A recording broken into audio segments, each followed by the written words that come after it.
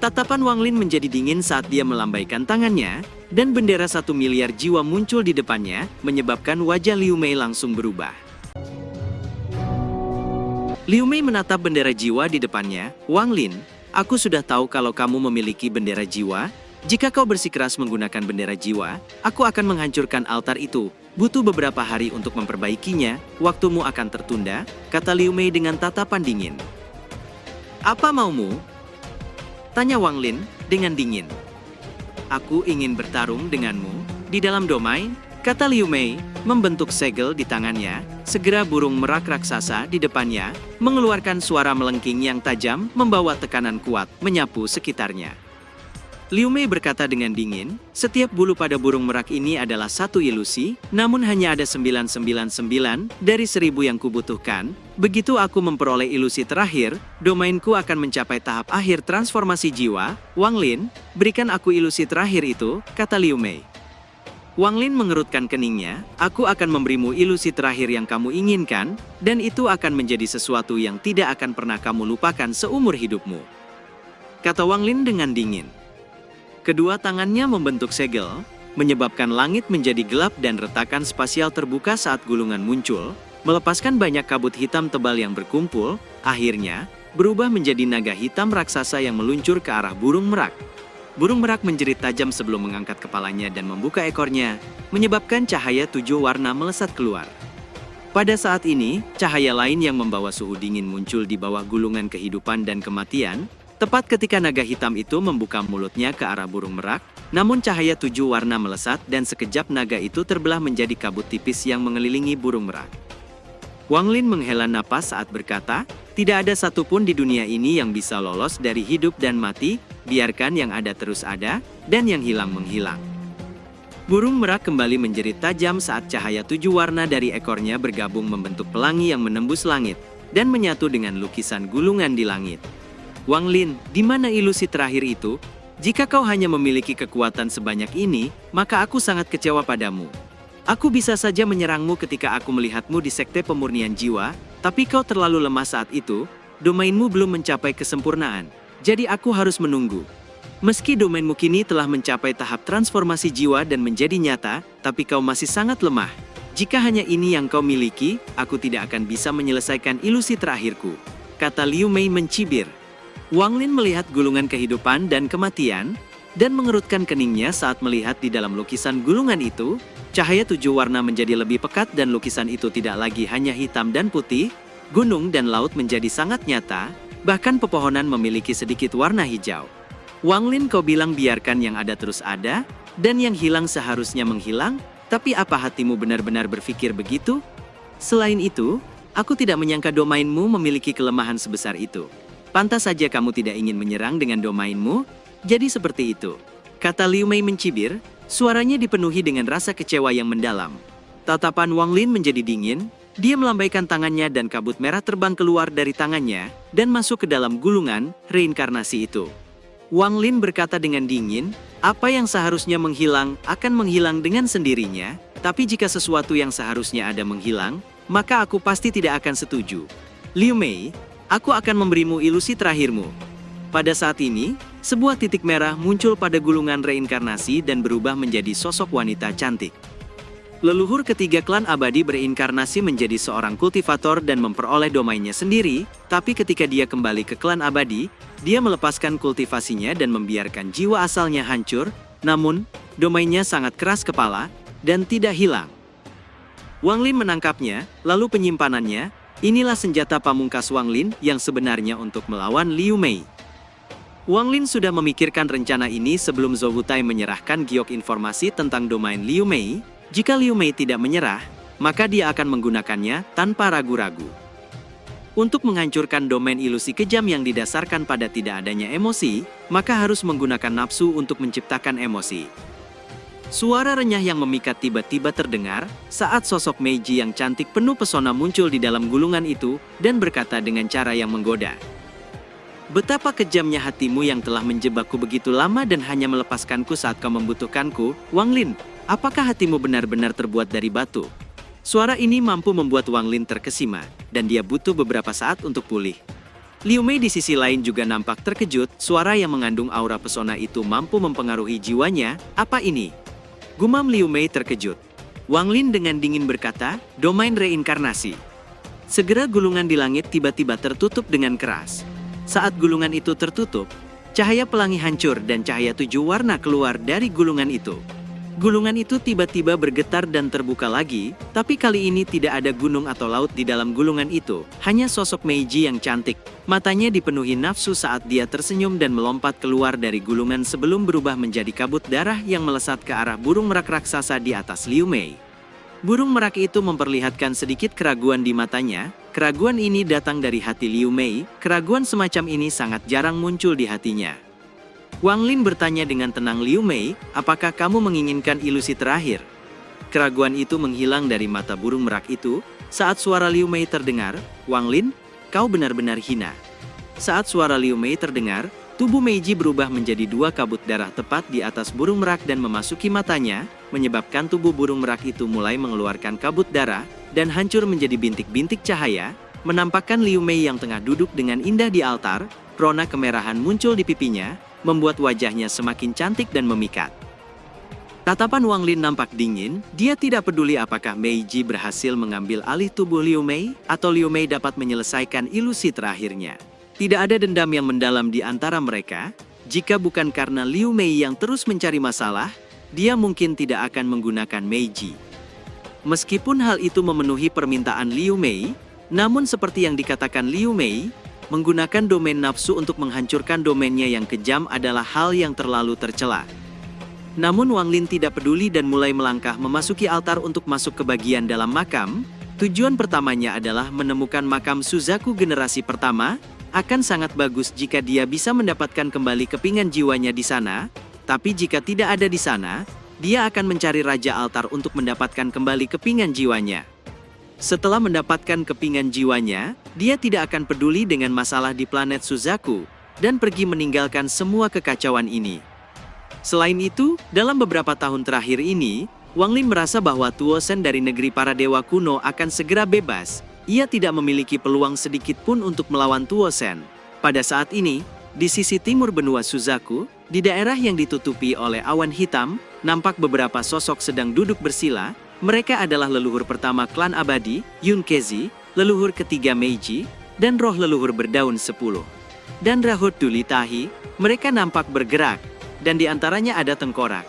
Leluhur memperoleh pencerahan dari roh purba, dan berhasil melewati tahap 11 daun untuk menjadi leluhur 12 daun yang ketiga. Dalam sejarah klan abadi, tato tengkorak ini memiliki kekuatan tertentu.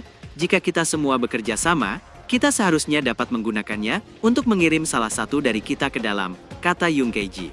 Leluhur pertama bertanya, lalu siapa yang pergi?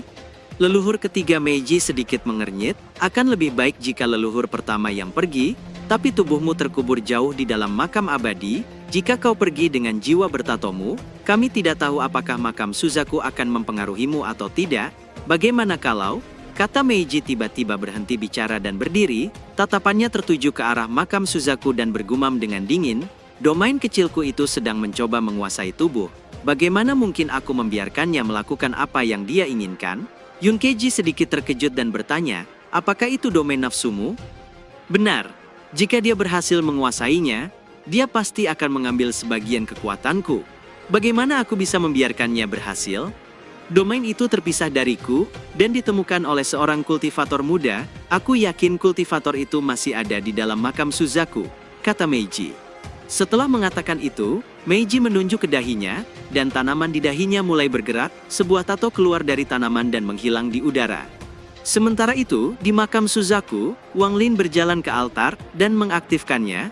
Dia merasakan altar itu memindahkannya, dan dia hampir menghilang. Namun, tepat pada saat itu, sebuah tato tanaman dengan cepat memasuki tubuh Liu Mei, dan kabut merah pekat tiba-tiba keluar dari dahi Liu Mei, diikuti teriakan Meiji yang kesakitan. Bagaimana bisa seperti ini? Ada kekuatan dengan energi yang sama sepertiku telah menghalangiku. Bagaimana bisa? Gumam Meiji terkejut.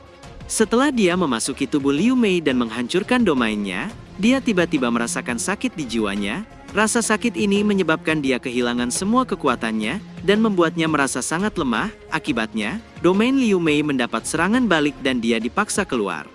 Saat Meiji dipaksa keluar dari tubuh Liu Mei, mata Liu Mei tiba-tiba terbuka dan berkata dengan dingin, "Jadi kau adalah ilusi terakhir, kau tidak akan bisa melarikan diri." Setelah mengatakan itu, segel di tangannya berubah, menyebabkan sejumlah besar kabut merah tersedot kembali ke dalam dirinya. Meiji menjerit. Dia sama sekali tidak berdaya dan merasa putus asa sebelum berteriak, "Jika aku tidak bisa memilikimu, maka mari kita menyatu." Teriak Meiji menggunakan cara rahasia menyebabkan tubuhnya meledak dan jiwanya runtuh. Bahkan domain nafsunya yang kuat juga runtuh dan memasuki dahi Liu Mei. Segera kabut merah tebal keluar dari tubuh Liu Mei.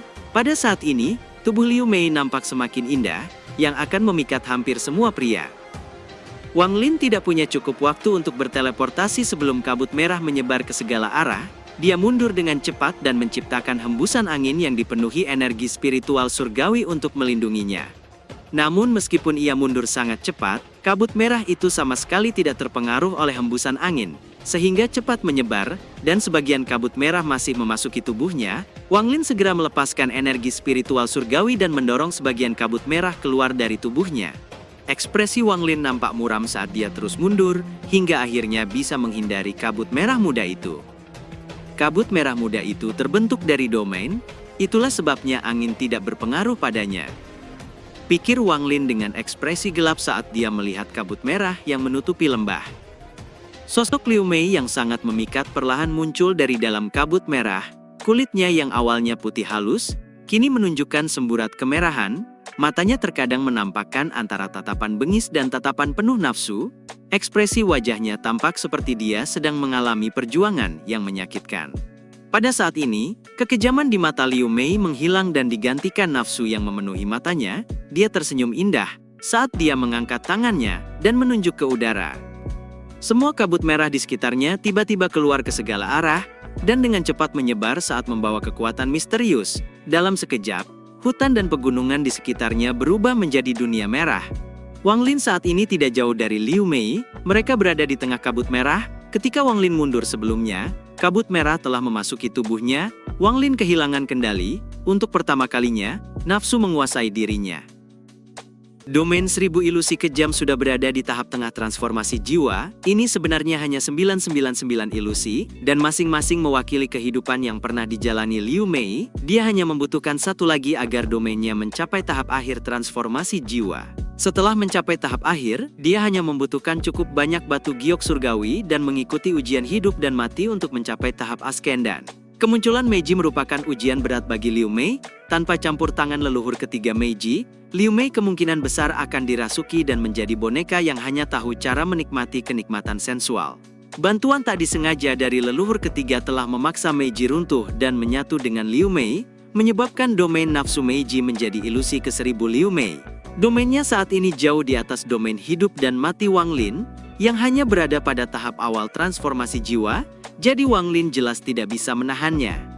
Setelah 2 hari, semua kabut merah di luar lembah perlahan memudar, kecuali lembah itu sendiri masih tertutup kabut merah. Suara tawa wanita yang dipenuhi dengan kesenangan terdengar. Suara itu seperti nyanyian peri, yang akan membuat jantung pria manapun berdebar, dan darah mengalir deras. Kabut merah akhirnya perlahan memudar, menampakkan seorang wanita berbaring di sisi altar. Kejernihan perlahan kembali ke matanya.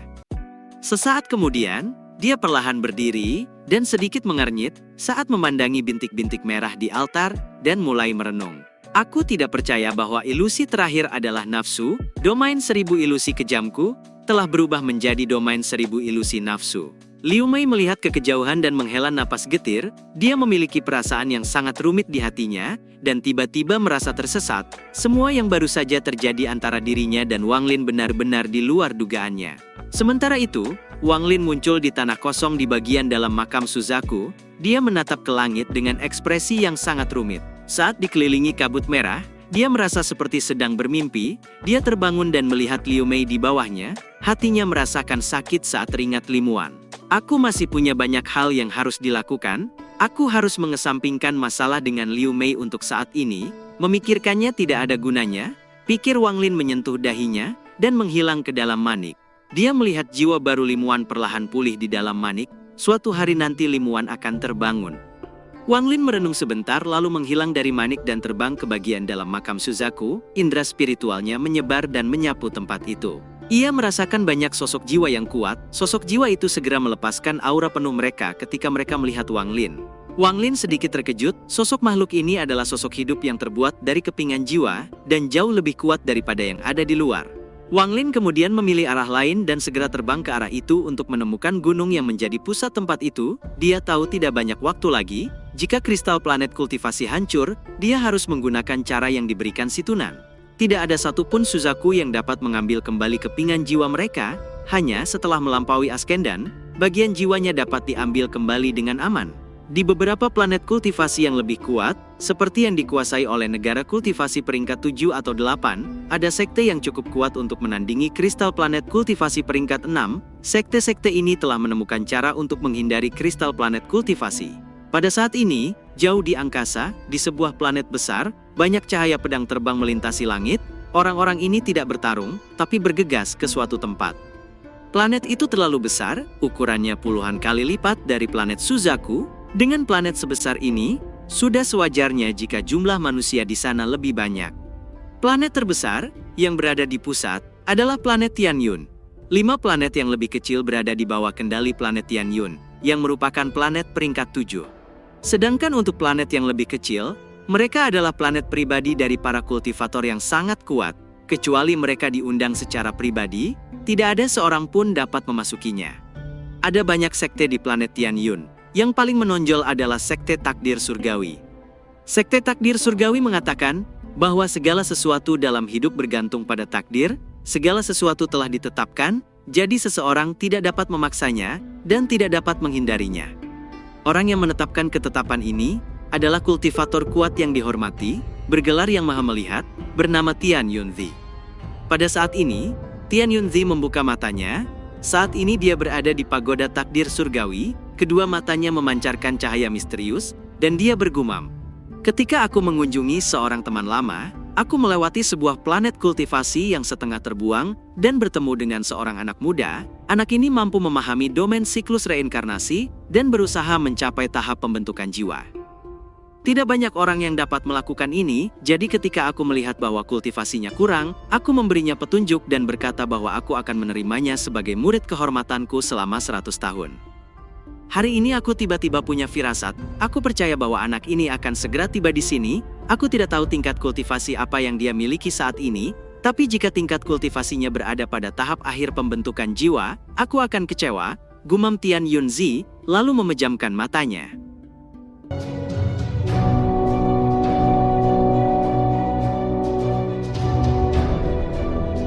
Cerita pun selesai, nantikan spoiler selanjutnya guys.